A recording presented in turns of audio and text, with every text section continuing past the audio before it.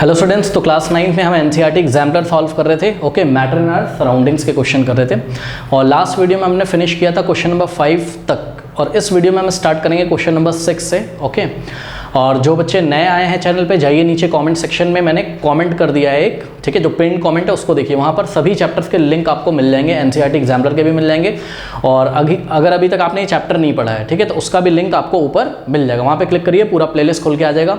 और एक चीज़ और, बच्चे एनसीईआरटी एग्जाम्पलर डायरेक्ट लगाने लगते हैं बच्चों। आप देखिए, एनसीईआरटी एग्जाम्पलर में क्वालिटी क्वेश्चंस होते हैं, डायरेक्ट नहीं लगाना है, पहले आपको चैप्टर आना चाहिए, ठीक है। तो पहले आप चैप्टर अच्छे तरीके से पढ़ लीजिए, ऐसा नहीं कि कहीं यूट्यूब से उठाया 1 घंटे में फिनिश कर लिया, 1 घंटे में चैप्टर पूरा, ऐसा नहीं है। अच्छे से कॉन्सेप्ट क्लियर करिए, ठीक है। 20 to 23 क्लासेस होती हैं, उसकी नीचे लिंक दिया है। फिर उसके बाद आप क्लास करने के बाद एनसीईआरटी एग्जाम्पलर लगाइए, बिकॉज यहाँ पे थोड़े से क्वालिटी क्वेश्चंस होते हैं, तब आपको फीलिंग आएगा, तब बहुत अच्छी तरीके से चीज़ें होंगी और आपके बेसिक्स क्लियर होंगे, तो आपको आराम से एग्जाम्पलर बनेगी, ठीक है। तो आइए स्टार्ट करते हैं स्टूडेंट्स। क्वेश्चन नंबर 6 एग्जाम्पलर का कहता है कि on converting 25 degree Celsius, 38 degree Celsius and 66 degree Celsius to Kelvin scale, the correct sequence of the temperature will be. जब टेम्परेचर हमको डिग्री सेल्सियस में दिया होता है तो हम केल्विन में चेंज करने के लिए क्या ऐड करते हैं? 273, याद होगा आपको, क्लास करी आपने, ठीक है।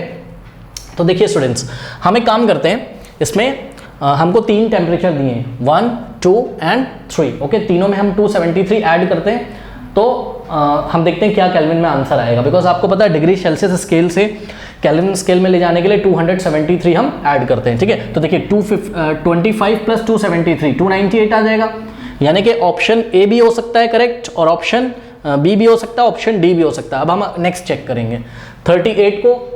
देखिए ये हमने क्या किया, 25 में अगर हमने 273 ऐड किया तो कितना आ गया? 298 केल्विन, ठीक है। अब हम ऐड करेंगे किसमें? 38 में 273 ऐड करिए, ठीक है। तो क्या हो जाएगा ऐड करने पर? 8 + 3 11, ठीक है। 1 जाएगा यहाँ पर, तो 7 + 1 8 और 8 + 3 क्या होता है? 11 और 1 जाएगा कैरी, तो 2 + 1 3, 311 केल्विन आपका आ गया। तो मुझे तो ऑप्शन ए लग रहा है। फिर भी कंफर्म करने के लिए जो थर्ड आपको दिया हुआ है, थर्ड टेम्परेचर, उसको भी आप चेंज कर लीजिए किसमें? केल्विन में, तो आप कंफर्म हो जाओगे, ठीक है। तो 6 + 3 9 और 6 + 6 कितना हो जाएगा?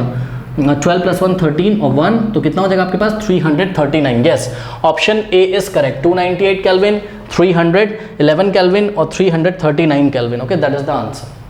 क्वेश्चन नंबर 7, और ये क्वेश्चन नंबर 7 देखने के लिए ये साइकिल फटाफट देख लीजिए आप, याद आ जाएगा आपको, हमने क्लास में पढ़ा था। सॉलिड से अगर लिक्विड में जाता है तो क्या बोलते हैं इसको? फ्यूजन। लिक्विड से, लिक्विड फेज से अगर कोई सब्सटेंस आपका सॉलिड में आता है तो उसको सॉलिडिफिकेशन बोलते हैं। लेकिन जब वाटर लिक्विड फॉर्म में होता है और आइस में जाता है तो स्पेशल टाइप ऑफ सॉलिडिफिकेशन होता है, जिसको हम क्या बोलते हैं? फ्रीजिंग। वाटर जब आइस में चेंज होता है तो हम सॉलिडिफिकेशन को क्या बोलते हैं? फ्रीजिंग।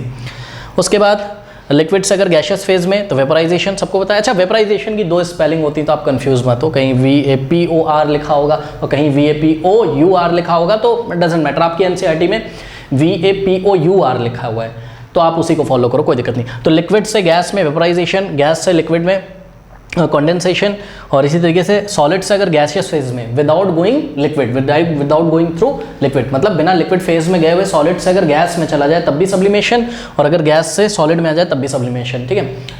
अब देखिए बच्चों, आपके एनसीईआरटी एग्जाम्पलर में जो स्टेटमेंट लिखे हुए हैं उसको आप पहले करेक्ट कर लीजिए, बिकॉज एनसीईआरटी एग्जाम्पलर में 7th क्वेश्चन का आंसर बी आ रहा है। अकॉर्डिंग टू आंसर हमको अपने स्टेटमेंट्स को करेक्ट करना पड़ेगा। आई थिंक मिस प्रिंट है तो उसको आप ठीक कर लीजिए। क्या करेंगे ठीक? जो ऑप्शन ए है उसमें आपका लिखा हुआ है बुक में, conversion of a solid into vapours without passing through the liquid is called, यहाँ पे सब्लिमेशन लिखा हुआ था, इसको काट के वेपराइजेशन करिए। और जो बी स्टेटमेंट है वहाँ वेपराइजेशन लिखा, उसको काट के आप क्या करिए? सब्लिमेशन करिए। तो आइए देखते हैं कौन सा स्टेटमेंट ट्रू है इसमें से, उसको हम टिक लगा लेंगे। ए ऑप्शन कह रहा है conversion of solid into vapours without passing through the liquid state is called vaporisation. No, ठीक है। वेपराइजेशन क्या होता था? ध्यान से चेक करिए। हाँ, वेपराइजेशन क्या होता था? लिक्विड जब किस में चेंज होता है? गैसियस फेज में, तो उसको वेपराइजेशन बोलते हैं। और ये किसको किस में चेंज कर रहे हैं? सॉलिड को डायरेक्ट वेपर में, without going through liquid state, बिना लिक्विड स्टेट में जाए हुए जब सॉलिड वेपर, वेपर का मतलब क्या है भाई? ये जो भी मटेरियल है हमारे पास सॉलिड, इसका क्या बन जाता होगा? Gaseous phase. तो सॉलिड से कहाँ जा रहे हैं? गैस में। तो सॉलिड से gas without going through liquid phase is called what? Sublimation. तो देखा आपने यहाँ पे, तो सब्लिमेशन कहलाता है, ना कि वेपराइजेशन। तो ये ऑप्शन तो गया। ये नहीं सही हो सकता है। ऑप्शन बी देखते हैं, कह रहा है कि conversion of a vapour into solid. ध्यान से जरा चेक करिए, वेपर का मतलब क्या? वेपर का मतलब जो सब्सटेंस, जो मटेरियल आपने लिया है उसका कौन सा फेज अवेलेबल है हमारे पास? Gaseous phase. तो गैस फेज किस में जा रहा है? Into what? Solid, without passing through the liquid state या liquid phase is called sublimation. Yes, ये तो सही है ना। याद होगा आपको, एक प्रैक्टिकल कैम्फर वाला करते थे, कपूर लेके, नहीं याद है? आपकी एनसीईआरटी में शायद दिया हुआ है ना। तो कैम्फर वाला प्रैक्टिकल आपको याद होगा, यहाँ पे हमने कैम्फर रखा था, ठीक है, और कैम्फर डायरेक्टली जब यहाँ पे कॉटन वॉटन लगा देते थे तो ये जो कैम्फर था पहले ये सॉलिड स्टेट में था, उसके बाद ये इसके वेपर बनने लगते हैं without going through liquid state, और जाके यहाँ कॉटन में लग जाता था। तो आपने देखिए यहाँ पर बीच में कौन सा फेज है बताइए? गैशियस। यहाँ पर कौन सा है? सॉलिड, और वापस फिर से कैसा हो गया? सॉलिड। तो देखो सॉलिड से गैस तब भी सब्लिमेशन, और गैस यानी कि वेपर फेज से सॉलिड तब भी क्या? सब्लिमेशन। तो ये यही तो हमको बोल रहे हैं क्या कि वेपर फेज से सॉलिड, यही तो बोल रहे हैं, वेपर फेज से कहाँ जा रहा है वो? सॉलिड में, without passing through the liquid state is called sublimation. तो हम ऑप्शन बी पे टिक लगा देंगे, this is the correct option. Now we will discuss the third option यानी कि सी ऑप्शन। कह रहा है conversion of vapours into solid without passing through the liquid state is called freezing. क्या ये फ्रीजिंग होता है? क्या कर रहा है? वेपर, वेपर मतलब व्हाट? गैस। गैस को कहाँ ले जा रहा है बताओ? सॉलिड में, without passing through liquid state. क्या ये फ्रीजिंग होता है? नहीं, बल्कि फ्रीजिंग क्या होता है? फ्रीजिंग तो होता है लिक्विड से सॉलिड, वो भी स्पेशल केस में, जब वाटर किस में चेंज हो रहा है? आइस में, तब हम फ्रीजिंग शब्द का यूज़ करते हैं, नहीं तो हम सॉलिडिफिकेशन बोलते हैं, ठीक है ना। तो ये ऑप्शन भी गया है इनका, ये तो सब्लिमेशन की होता है ना, और ये तो फ्रीजिंग बोल रहे हैं, ये ऑप्शन भी गया, ठीक है। उसके बाद conversion of solid into liquid is called sublimation. Solid से लिक्विड बनना? नहीं नहीं, सॉलिड से गैस बनना क्या कहलाता है? सब्लिमेशन। और सॉलिड से लिक्विड बनना क्या कहलाता है? फ्यूजन कहलाता है। ये तो गलत कर दिया इन्होंने, तो ये ऑप्शन भी गया। तो आपको सारे ऑप्शन पे विचार करके आपको तब टिक लगाना है, ठीक है। तो option B is the correct option, कर लीजिए। Now students, question number 8, again very easy question. The boiling points of diethyl ether acetone and butyl alcohol. अब कुछ बच्चे एग्जाम में गैसेस का नाम ही देख के डर जाएंगे। अरे उससे क्या मतलब है? आपको पढ़ोगे आप, ये 11th क्लास में पढ़ोगे, 10th क्लास में भी जो वीडियोस हमने अपलोड करे हैं, आप जाके वहाँ पे ऑर्गेनिक केमिस्ट्री वाला सेक्शन देखोगे तो आपको मिलेगा। अभी नहीं पढ़ना, आप फॉर्मूला मत सोचो कि भाई diethyl ether acetone and butyl alcohol क्या होता है, ठीक है। तो अरे ये कंपाउंड्स है, ये ऑर्गेनिक कंपाउंड्स हैं, आप इसकी टेंशन मत लीजिए। आप आगे क्वेश्चन पढ़िए। कह रहा है कि the boiling points of diethyl ether acetone and butyl alcohol are 35 degree Celsius, 56 degree Celsius and 115 degree Celsius respectively. Which one of the following correctly represent their boiling points in Kelvin. तो बहुत simple है, क्या boiling point आपको किस में दिए हुए हैं? डिग्री सेल्सियस में, और आपको किस में चेंज कर लेना है? केल्विन में, बस सिंपल। तो 35 में हम क्या ऐड करें बताइए? 273। तो ऐड करते हैं, कितना आ जाएगा भाई? केल्विन में ले आने के लिए 273 ऐड करते हैं ना, तो ये हो जाएगा कितना? 5 + 3 8, 7 + 3 10 बन जाएगा, तो 308। तो ये ऑप्शन भी ट्रू हो सकता है और ये ऑप्शन भी ट्रू हो सकता है। अब सेकंड चेक करेंगे। 56 प्लस 273 ऐड करते हैं, कितना हो जाएगा? 6 + 3 9 और 7 + 5 12 1 329। तो 308 और 329। अरे भाई तीसरा भी चेक करना पड़ेगा, ठीक है, समझ लो ना। यहाँ भी 329 है, यहाँ भी 329 है, तो 115 एंड प्लस 273। तो 5 + 3 8, 7 + 1 8 और 2 + 1 3, 300 सॉरी कुछ गलत हुआ है क्या? 115 डिग्री सेल्सियस, 5 + 3 8, 1 + 7 8 और 2 + 1 388 है ना? हाँ ओके, तो ये मैंने शायद गलत कॉपी कर लिया है ना। यस, ये 118 एक्चुअल में क्वेश्चन में, तो 118 में ऐड करेंगे। यहाँ पर कुछ गलती हो गई। 8 + 3 कितना हो जाएगा? 11 और 1 कैरी जाएगा, 1 + 1 2, 2 + 7 9 और 3 + 1 391। तो 308, 329 और 391 वाला ऑप्शन कौन सा है? सी। तो option C is the correct answer. Okay, question number 9, again very easy question, but इसमें हम सब कुछ डिस्कस करेंगे अभी कि जितने भी ऑप्शंस दिए हैं कौन सा करेक्ट है और कौन सा इनकरेक्ट है, तो क्यों इनकरेक्ट है। करेक्ट, तो which condition out of the following will increase the evaporation of water. What is evaporation of water? कोई सरफेस है वाटर का, ठीक है, मान लीजिए बाउल है, इसमें ये वाटर का सरफेस है, तो कॉन्टिन्यूसली वाटर के सरफेस से ये जो वाटर के पार्टिकल्स वेपर में चेंज होते रहते हैं। कॉन्टिन्यूस प्रोसेस है ये, evaporation is a continuous process, हमने आपको क्लास में बताया, ठीक है। ये हमेशा होता ही रहता है, पानी अगर कहीं रखा हुआ है या कोई लिक्विड अगर रखा हुआ है तो लगातार उसका इवेपोरेशन होता ही रहता है, चाहे रेट ऑफ इवेपोरेशन फास्ट हो या स्लो हो। बट वाटर लेके हम इसको बहुत अच्छी तरीके से समझ सकते हैं, ठीक है। तो कह रहा है कि which condition out of the following will increase the evaporation of water, water का इवेपोरेशन कैसे इंक्रीज होगा, कौन सी कंडीशन फेवर करेगी इसको, आइए देखते हैं।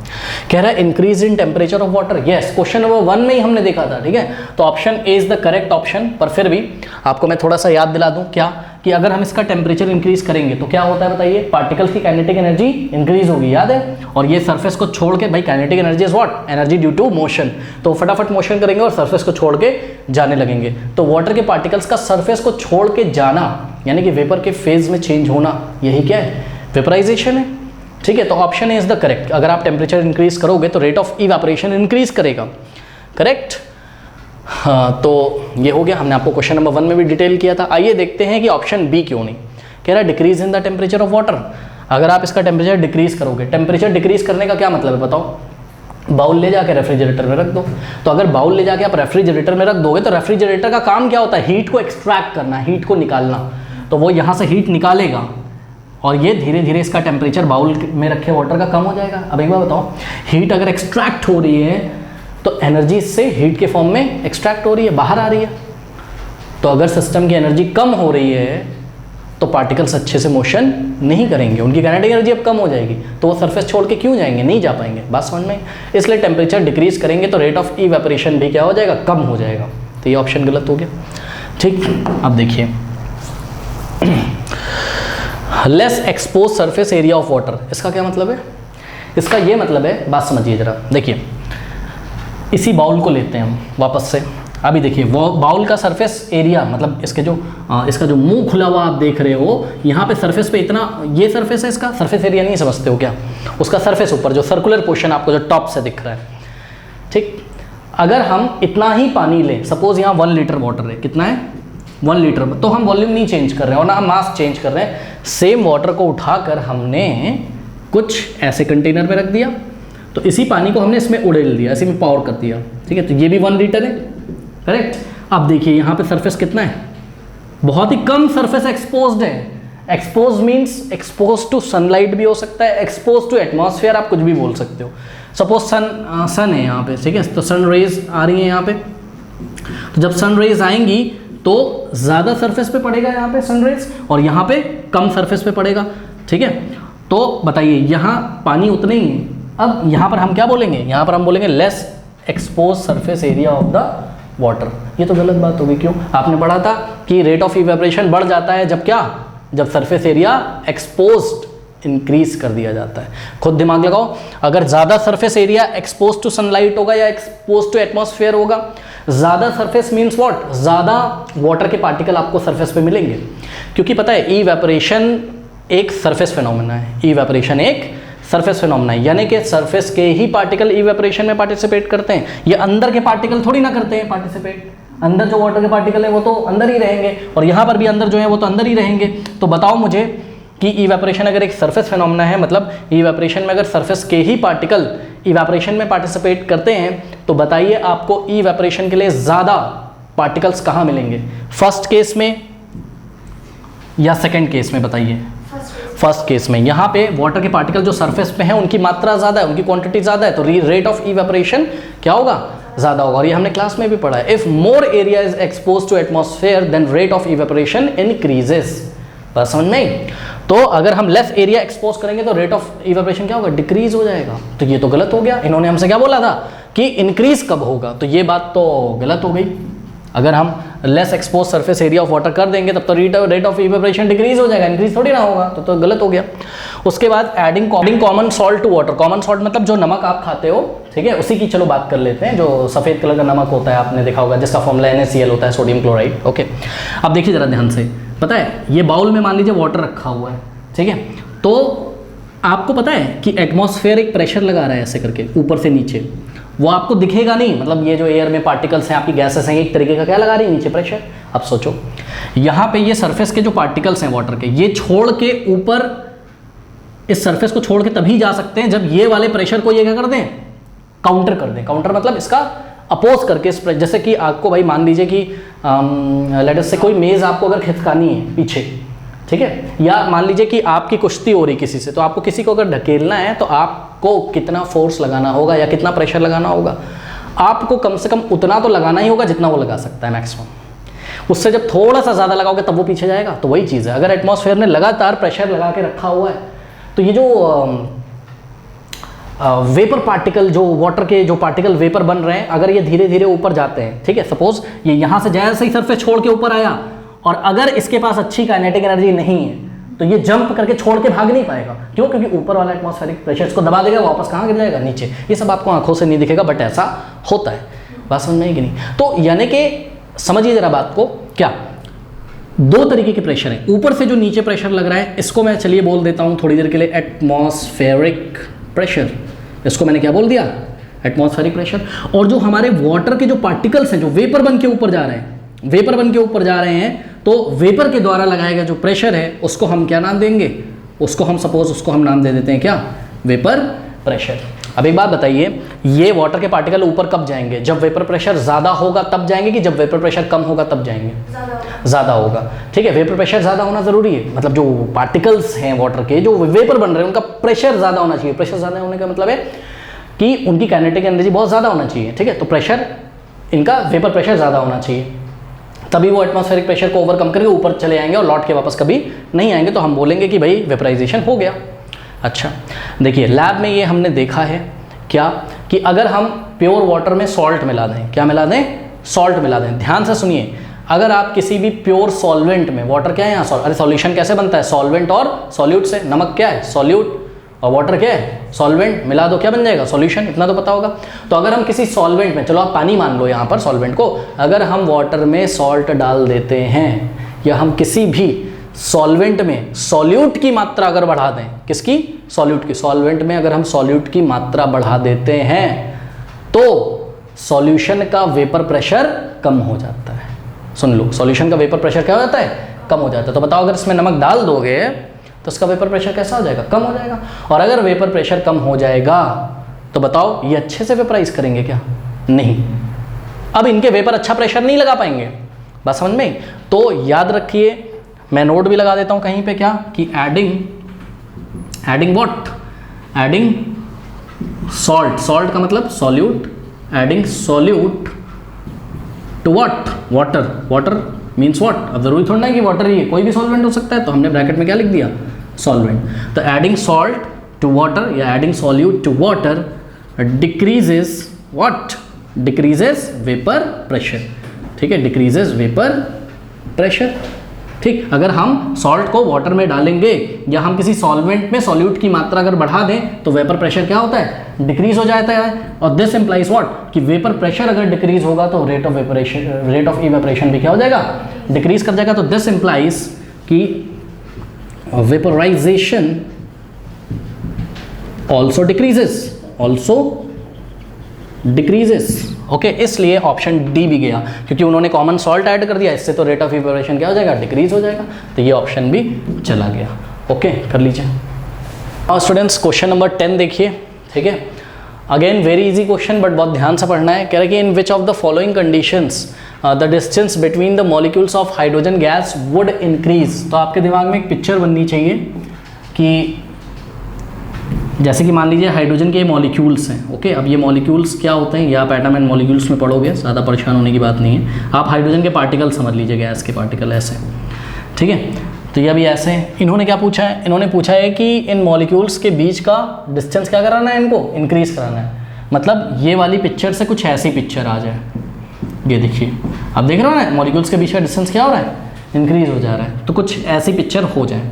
अब इसके लिए आइए देखते हैं हम क्या करते हैं और कैसे हम कौन सा ऑप्शन पे टिक लगाएंगे। देखिए 4 स्टेटमेंट दिए हुए हैं आपको, उसके बाद आपको ऑप्शन दिए हुए हैं ABCD, ये ऑप्शन दिए और हमको ये बताना है कि स्टेटमेंट 1 एंड 3 करेक्ट है कि 1 एंड 4 करेक्ट है कि 2nd एंड 3 करेक्ट है कि 2nd एंड 4 करेक्ट है।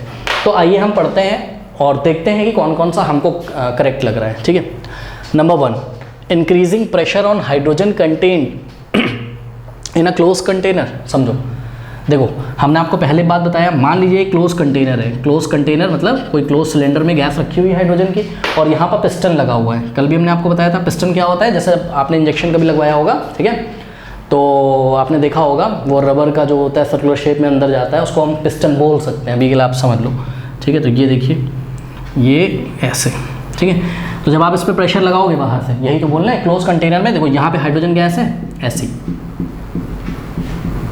ठीक, ये हाइड्रोजन गैस के मॉलिक्यूल्स हैं। इन्होंने हमको क्या बोला, increasing the pressure on hydrogen container close container.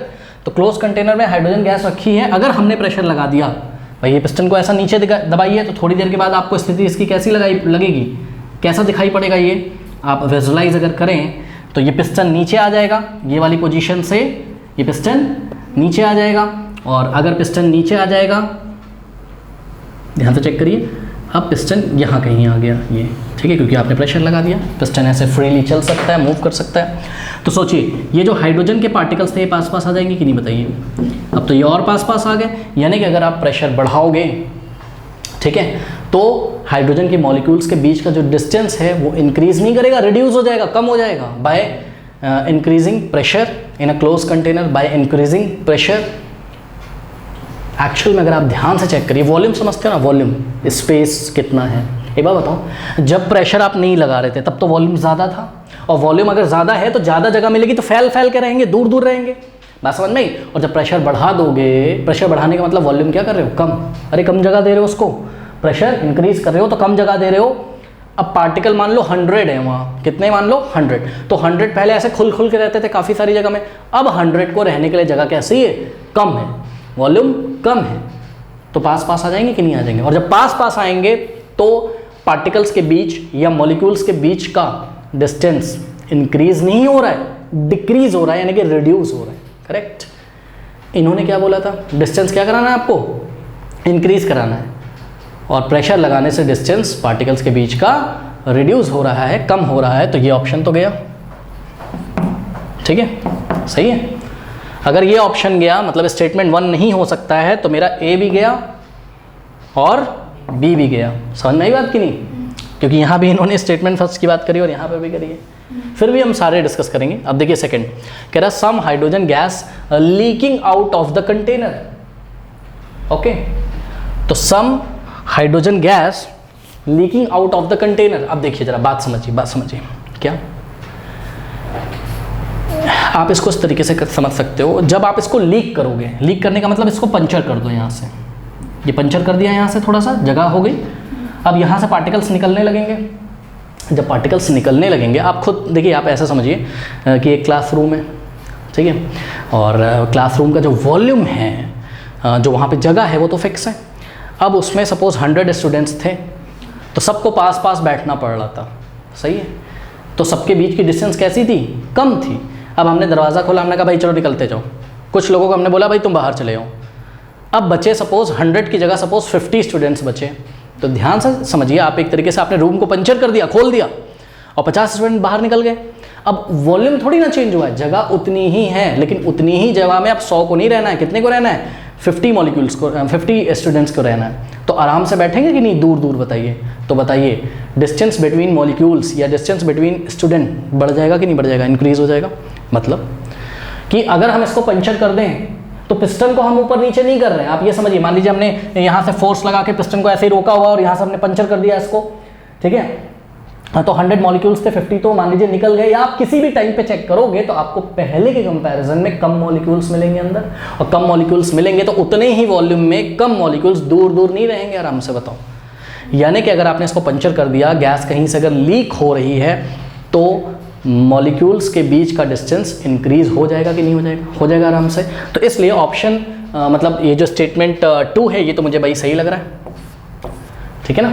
अब इसका मतलब सी ऑप्शन भी करेक्ट हो सकता है और डी ऑप्शन भी, क्योंकि दोनों में स्टेटमेंट 2 की बात करी गई है।